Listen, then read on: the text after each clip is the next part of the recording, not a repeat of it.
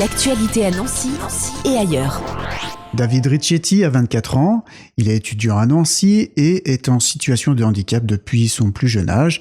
En 2017, il découvre le handiathlétisme et aujourd'hui a comme projet de partager via un livre son parcours, mais également de trouver les moyens de financer un fauteuil pour la pratique de son sport. David Riccietti, bonjour. Bonjour à tous. Est-ce que vous pouvez nous expliquer un peu votre parcours ? Moi, je suis étudiant actuellement à la fac de lettres de Nancy. Je suis en première année de master et j'ai trouvé dans ce sport-là qui est le handiathlétisme une façon de me libérer l'esprit, de me surpasser mentalement et physiquement et aussi pour décompresser quand des moments difficiles arrivent. Aujourd'hui, vous êtes donc étudiant à Nancy.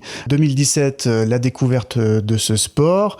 Comment ça s'est fait ? Est-ce que déjà le sport était présent avant ? C'est vraiment là, à partir de cette année-là, que ça a explosé et que vous êtes vraiment investi ? Alors non, j'ai toujours été sportif depuis mon plus jeune âge. Depuis déjà l'école primaire, j'étais sportif.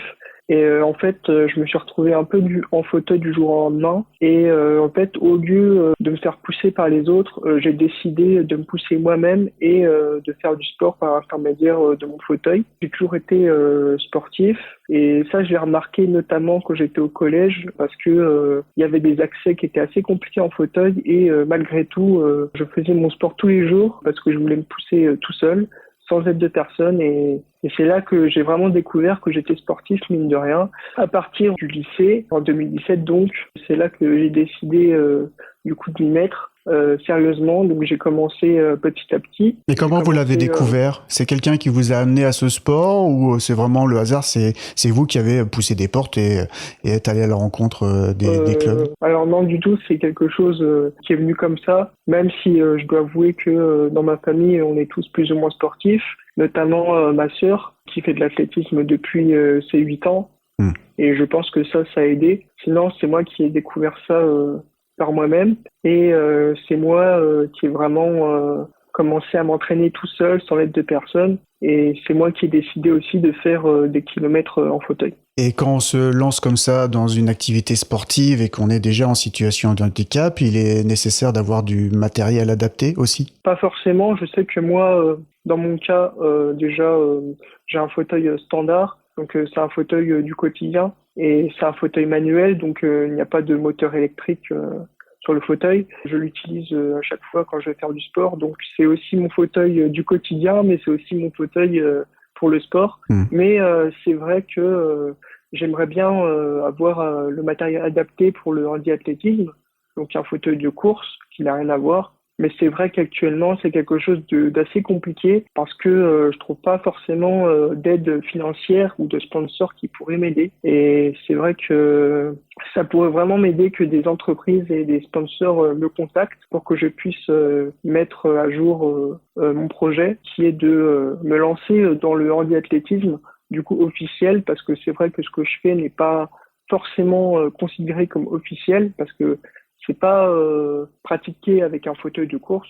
Donc, oui. Je sais pas si on peut vraiment considérer ça comme quelque chose d'officiel. Il y a des clubs sur la région nancéenne d'handiathlétisme ? Pour l'anecdote, j'étais dans un club de handiathlétisme à Nancy et c'était le seul que je connaissais à l'époque et c'est toujours le seul que je connais dans le coin, en tout cas en Lorraine. Et j'ai décidé de quitter ce club parce que justement, il me fournissait un fauteuil de course, mais il n'était pas du tout adapté à mon handicap et à ma morphologie, ce qui m'empêchait vraiment de marcher au final et de pouvoir me déplacer comme je veux. Donc c'est toujours très difficile aujourd'hui quand on est en situation de handicap de trouver des solutions, notamment quand on veut pratiquer une activité sportive telle que la vôtre. C'est ça, surtout la mienne j'ai l'impression, parce que le handiathlétisme j'ai l'impression que il n'est pas trop développé en Lorraine, il n'y a pas beaucoup de personnes qui sont intéressées par ce sport et malheureusement il n'y a pas beaucoup de matériel à disposition, voire aucun.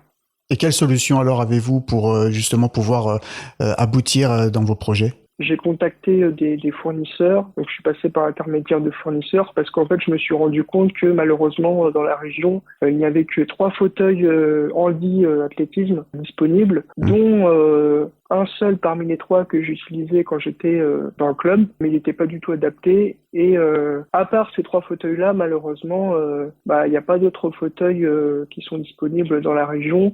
Donc je me dis que je vais être obligé d'acheter un fauteuil sur mesure, vraiment adapté à moi et à ma morphologie pour que je puisse me lancer dans la discipline et vraiment voir si j'ai un bon niveau ou pas. Et c'est pour ça que je pense que l'aide d'entreprise ou de sponsor serait vraiment le bienvenu. Donc pour proposer son aide, on peut peut-être vous contacter, alors peut-être par email, on mettra l'adresse email en dessous du podcast sur le site internet de la radio. Pour aussi partager votre histoire, votre parcours et les difficultés que vous avez pu rencontrer, que ce soit dans votre jeunesse mais aussi dans la réalisation de vos projets. Je crois avoir vu que vous avez prévu d'écrire un livre. Oui, c'est ça. Où vous en êtes de cette écriture? J'ai commencé sérieusement l'année dernière. Là, j'en suis même pas à la moitié. Mais c'est encore en cours. Ce livre consiste à raconter mon expérience personnelle de ma naissance jusqu'à maintenant. Le but sera évidemment d'inspirer des personnes, d'aider les gens qui sont dans ma situation ou non à se relever de périodes difficiles et aussi de changer certaines mentalités qu'on pourrait avoir sur le handicap actuellement. Que ce soit en France ou partout ailleurs. Dans la présentation que vous avez faite de votre parcours, il y a une phrase forte qui est « Me supprimer cet handicap reviendrait à m'enlever une partie de moi-même et la force qu'il me donne au quotidien ». En fait, je ne considère pas mon handicap comme quelque chose de négatif, mais plutôt comme quelque chose de positif qui m'oblige à m'adapter et à être plus fort que la moyenne, on va dire. Ça me pousse vraiment à me surpasser et justement à prouver aux autres et aussi à moi-même que c'est pas parce qu'on a un handicap qu'on doit se mettre des barrières pour tout et pour rien. Je considère qu'on a tous un potentiel de faire de grandes choses. Je pense aussi que c'est une question d'état d'esprit. David Richetti, merci pour vous contacter. On trouvera votre adresse email sur le site internet de la radio. Et vos projets au niveau études, vous vous destinez à quoi? Là, actuellement, j'aimerais bien être traducteur. Donc, je sais pas encore dans quel domaine, parce que c'est vrai qu'il y a plusieurs types de traducteurs, mais c'est vraiment un métier qui m'intéresserait à l'avenir. Voilà, mais quoi qu'il arrive, le sport fera partie de votre quotidien également. Exactement. Merci beaucoup, David Richetti. Merci à vous. L'actualité à Nancy et ailleurs. C'est sur Fudget. Pour y participer, contactez-nous au 03 83 35 22 62.